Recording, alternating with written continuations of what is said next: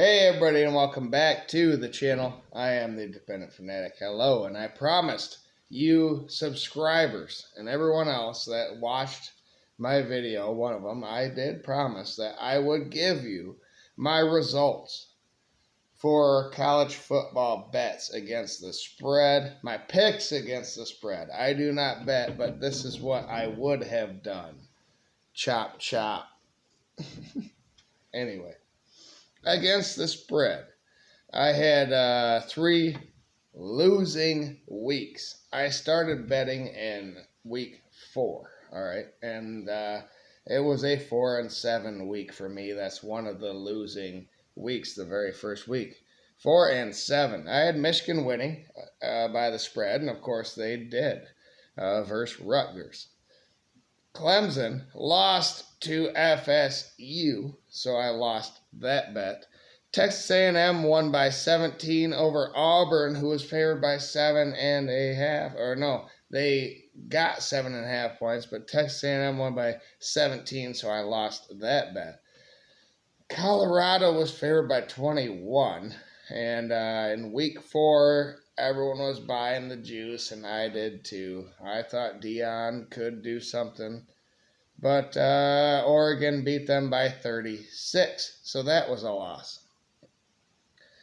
UCLA was getting 4.5 points, and Utah won by 7, so that's another loss in week 4. And then Temple had a 24.5 point favorite, or had 24.5 points. They were getting 24.5 points, and Miami won by 34. So that was a loss for me as well. And then, I had 4 pretty good wins, couple money lines. Washington State hit the money line. Tennessee hit the money line. Notre Dame was at home versus Ohio State. I had Notre Dame on the money line, and they lost to Ohio State by a yard. Damn it. And then Iowa had plus 15, so I bet that one, and Penn State won by 31, so I lost that as well. So 7 losses in week 4, which is my first week betting in the season. Not good. But then in week 5, my second week betting, I went 10-5. And then in week 6, I went 12-4. I'm going to try and keep this video sweet and simple and short. I had some good weeks, only 3 losers. Week 7, I split 3-3. Week 8, I was 7-4 against the spread in my picks. Week 9 was another loser. Florida State won. They did what they were supposed to do by 20.5 points. Oklahoma was favored by 10 points over Kansas, and Kansas won by 5. You can't blame me for that. God damn it. Come on, Oklahoma. Penn State was favored by 32 and only won by 11. And Florida was favored by, Florida was getting 14.5 points versus Georgia, and Georgia won by 23, so I lost that one as well. Utah was getting 6.5 points and lost to Oregon by 29. Washington was favored by 26.5 points. I thought they would win. I thought they'd win versus Stanford by more than that, but they only won by 9 versus Stanford. So that's not my fault. Washington, they were in the national championship game, and they only beat Stanford by 9. More reasons why they didn't belong. More reasons why Michigan blew them out. Kentucky was getting 4 points, and Tennessee won by 6. So that was a 2-point differential. I lost that one. So I was 3-6 in week 9. Week 10, I was 8-5. Week 11, I was 4-4, so that evens out. Week 12, I was 8-4. Week 9, I was 9-3. Or week 12, I was 8-4. Week 13, I was 9-3. Conference championship week, I didn't do so well, 3-4, but who the hell knows, I lost on the Oklahoma State plus 15.5. I lost on UNLV plus 2.5.